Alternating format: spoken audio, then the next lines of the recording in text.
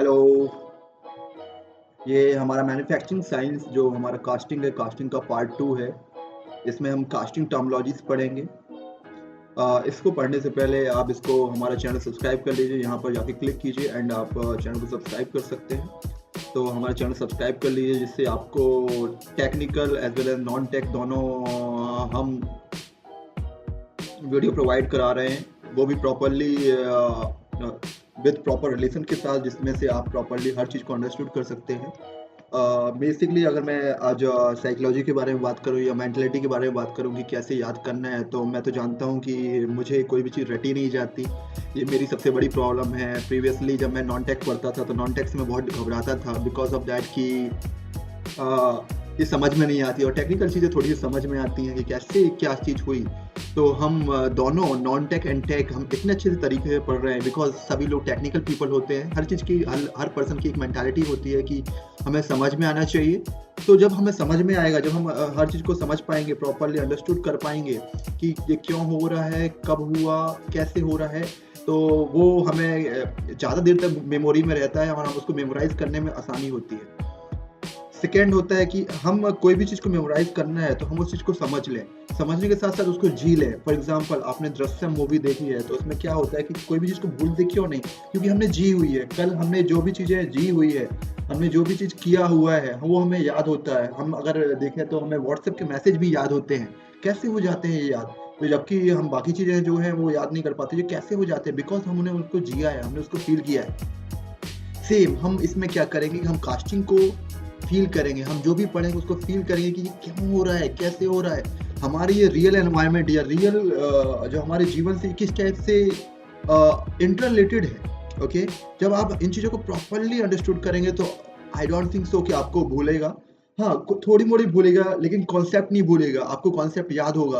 आपको बस फ़ॉर्मूला को रिवाइज़ करने के लिए, फ़ॉर्मूला को याद करने के लिए हम जब फ़ॉर्मूला रिवाइज़ वीडियो बनाएँगे तो उसमें आप याद कर सकते हैं, ठीक है?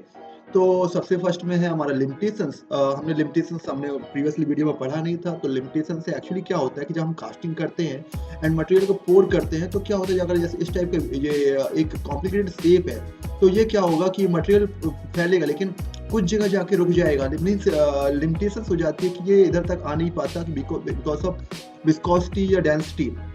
तो प्रॉपर डायमेंशनल एक्यूरेसी नहीं आ पाती, प्रॉपर डायमेंशनल एक्यूरेसी नहीं आती, डायमेंशनल एक्यूरेसी ना आने के कारण सरफेस फिनिश भी अच्छी नहीं आ पाती।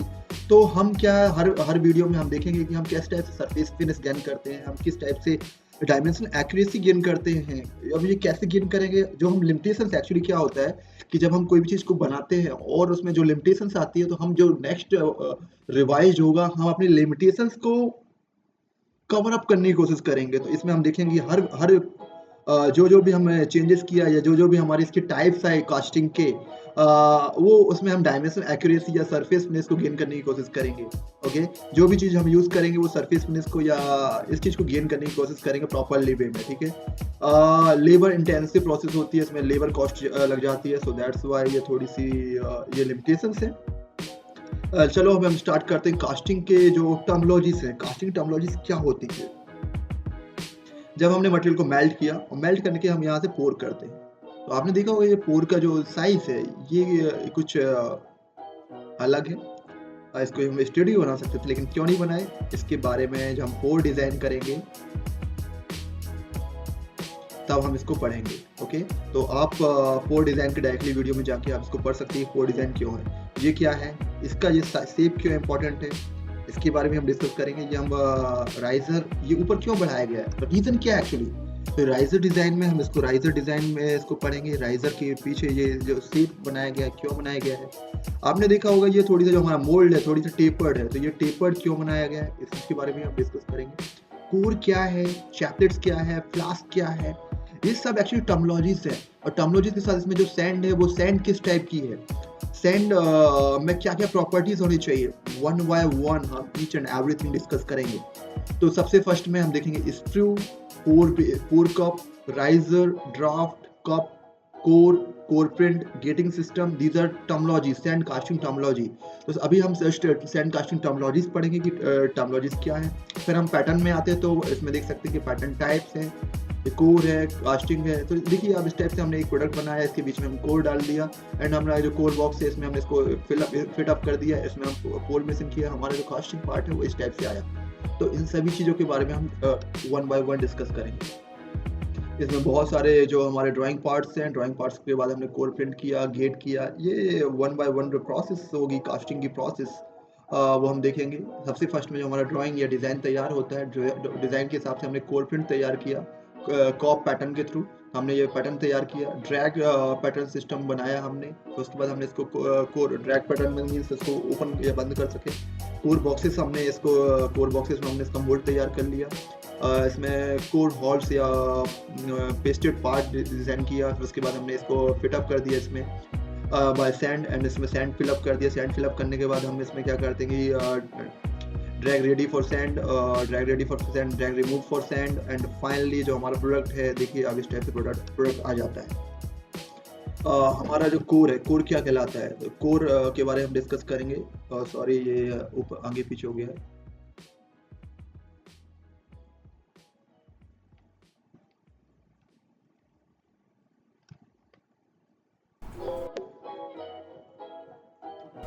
Hello guys, in this video में हम देखेंगे कि कास्टिंग टर्म्स क्या होती हैं, कास्टिंग को जब हम बनाते हैं तो किस टाइप की टर्म्स यूज़ करते हैं। सबसे फर्स्ट होता है फ्लास्क। फ्लास्क क्या होता है एक्चुअली, सबसे फर्स्ट में अगर देखेंगे तो हम फ्लास्क जो है, फ्लास्क क्या होता है, पूरे मोल्डिंग बेसिस को या मोल्डिंग उसको सपोर्ट प्रोवाइड कराता है। इसी के अंदर हम सब कुछ करते हैं। ये इसको दो भागों में डिवाइड किया गया, lower moulding flask and upper moulding flask. Basically intermediate moulding flask used in 3 pieces moulding.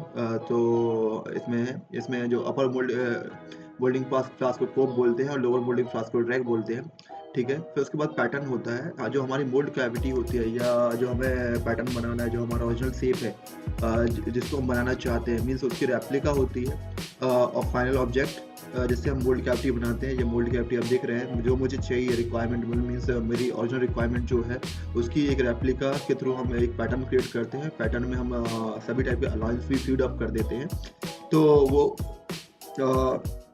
Pattern कहलाता है। पार्टिंग लाइन क्या करती है, हमारे जो मोल्ड कैविटी को जो हमारे मोल्ड है, मोल्ड कैविटी को दो भागों में डिवाइड करती है, जिसको parting line, dividing line between two moulding flask, इसको बोल सकते हैं। कोप एंड ड्रैग को जो डिवाइड करती है उसको पार्टिंग लाइन बोलते हैं। मोल्डिंग सैंड क्या होती है, जो bind strongly without losing its permeability. Means क्या होता है कि जब हम इससे पैटर्न बनाते हैं तो पैटर्न के थ्रू हम एक ओरिजिनल शेप बनाते हैं और फिर पैटर्न को निकाल लेते हैं। तो क्या है, पैटर्न जो हमारी मोल्डिंग सैंड में क्या कैपेबिलिटीज होनी चाहिए, प्रॉपरली बाइंडिंग की कैपेबिलिटी होनी चाहिए कि बाइंड स्ट्रांगली, और किसी टाइप से उसकी परमेबिलिटी लूज नहीं होनी चाहिए। परमेबिलिटी आगे क्या होती है इसके बारे में हम देखेंगे, उसकी परमेबिलिटी क्या होती है। गैस और एयर के थ्रू जो है किसी टाइप से हमारी मोल्डिंग सैंड में डिफेक्ट्स नहीं आना चाहिए। ओके, बेसिकली जो हमारी मोल्डिंग सैंड होती है वो सिलिका सैंड एंड क्ले साथ साथ में मॉइस्चर्स का मिक्सचर होती है। फेसिंग सैंड क्या कहलाती है, फेसिंग सैंड क्या, हमने देखा कि हमारी जो मोल्ड कैविटी है, मोल्ड कैविटी में हमारी सरफेसनेस में बेसिकली प्रॉब्लम आ रही थी कि जो हमारा कास्टेड प्रोडक्ट था उसमें सरफेस में प्रॉब्लम आती है। तो हम क्या करते हैं, एक small amount of carbonaceous material जो है हम इधर पर स्प्रिंकल कर देते हैं, जिससे क्या होती है कि उधर पे inner surface of mould cavity give a better surface finish. Means इसके बाद जो है हमारी इनर है स्प्रिंकल करने के बाद इधर की जो सरफेस फिनिश है वो अच्छी हो जाती है। ओके, तो फेसिंग सैंड बेसिकली सरफेसनेस के लिए यूज़ की जाती है। अब उसके बाद हम आते हैं कोर। क्या होता है कि कोर जो होता है, कोर हमारे मोल्ड कैविटी के बीच में लगाया जाता है किसी भी टाइप की ओपनिंग्स को क्रिएट करने के लिए। मीन्स किसी टाइप की ओपनिंग क्रिएट करना है तो हम क्या करेंगे, कोर को यूज़ करेंगे। लेकिन इसको कुछ ना कुछ इसमें प्रॉब्लम्स आती हैं, तो उस प्रॉब्लम्स को निपटने के लिए हम चैपलेट्स यूज़ करते हैं। चैपलेट्स क्या होती है कि जब हमारा कोर लगा हुआ होता है तो क्या इसमें जब हम पोरिंग बेसन से मेटल आजू बाजू फिलअप किया तो क्या होगा, कुछ मेटलिस्टिक फोर्स होंगे जो मेटलिस्टिक फोर्स होंगे, तो मेटलिस्टिक फोर्स इसको क्या पुशअप करेंगे। जैसे पुशअप होने के कारण क्या होगा कि ये अपनी शेप से अलग होगा। सेकेंड थिंग इज दैट इसका खुद का ऑन वेट, तो इसमें दो चीज की लगेंगी, ऑन वेट लगेगा। सेकेंड थिंग इज दैट कि इसका मेटलिस्टिक force and third is buoyancy force. तीन फोर्सेस के कारण ये क्या होगा, कोर अपनी जगह से डिस्प्लेस्ड हो जाएगा और जिससे क्या होगा कि हमारी जो इसकी हमें जो डायमेंशन एक्यूरेसी चाहिए थी वो नहीं मिलेगी। तो इसके लिए हम क्या करते हैं, चैपलेट्स यूज़ करते हैं। चैपलेट्स क्या करते हैं, आपने देखा होगा ये कोर है, और इसके आजू-बाजू हमने चैपलेट्स लगा दी, तो चैपलेट्स क्या करेंगे, इसको सपोर्ट प्रोवाइड कराएँगे, okay. Chaplets are used to support the core inside the mould cavity take to on weight and metallostatic force, उससे निपटने के लिए। अब हमने पोरिंग बेसिन, पोर बेसिन जब हम पढ़ेंगे तो पोर बेसिन में बेसिकली क्या होता है कि इसको डिज़ाइन किया जाता है। इसकी डिज़ाइन हम आगे पढ़ेंगे, लेकिन पोर बेसिन्स को आपने देखा होगा कि इस टाइप का प्रॉपर्ली शेप बनाया गया है, एक फनल शेप बनाया जाता है। इससे हम क्या करते हैं, मोल्टेड मटेरियल को इसमें फ्लो अप करते हैं, ठीक है। फिर आप देखा कि यहाँ से यहाँ तक जो है एक section that's called screw, screw की भी डिज़ाइनिंग की जाती है, स्क्रू डिज़ाइनिंग, जिससे हम क्या करते हैं, प्रॉपर्ली कंट्रोल्ड फ्लो कर सकते हैं विदाउट एनी टर्बुलेंस। टर्बुलेंस के बिना जो हमारा मेटल है इसके पास आएगा। फिर उसके बाद हम देखते हैं गेट। गेट के थ्रू क्या होता है कि channel through which the molten metal इंटर्स the mould cavity. इस चैनल के थ्रू ही मोल्टन मेटल मोल्ड कैविटी में इंटर होता है। और ये वाला सेक्शन जो होता है वो रनर होता है। तो इस सेक्शन को हम रनर बोलते हैं। रनर क्या करता है कि बेसिकली इसको ट्रेपेजोइडल शेप में बनाया जाता है। अगर देखा है तो इसको ट्रेपेजोइडल शेप में बनाएंगे, थोड़ी सी इस टाइप से होगा। तो एक चैनल टाइप का होता है जिसके through molten metal screw to gate जाता है, ओके। तो इसको रनर बोलते हैं।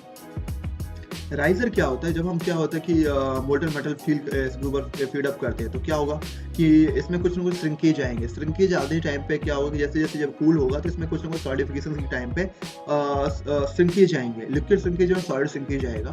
तो उधर पर उस मटेरियल को जो श्रिंकेज आए उसको फिलअप करने के लिए क्या होगा कि इधर पर जो हमारा राइजर में मटेरियल मेटल फिलअप है वो इधर पर आके पुशअप हो जाएगा, ठीक है, इधर पर आएगा।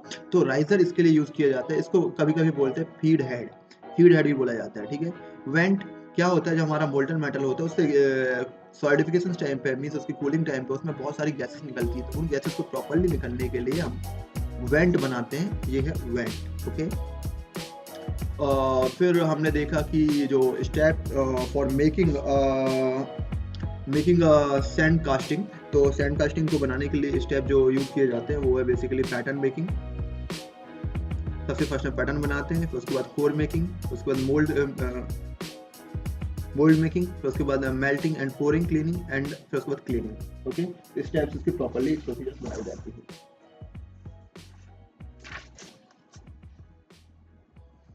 अब हम आते हैं पैटर्न। पैटर्न क्या कहलाता है, हमने देख लिया कि पैटर्न जो है बेसिकली एक रेप्लिका टूल कहलाता है, ओके। रेप्लिका टूल कैसे वर्क करता है, हम देखा कि रेप्लिका टूल कैसे वर्क करता है। क्या होता है, हमारा जो ओरिजिनल शेप होता है,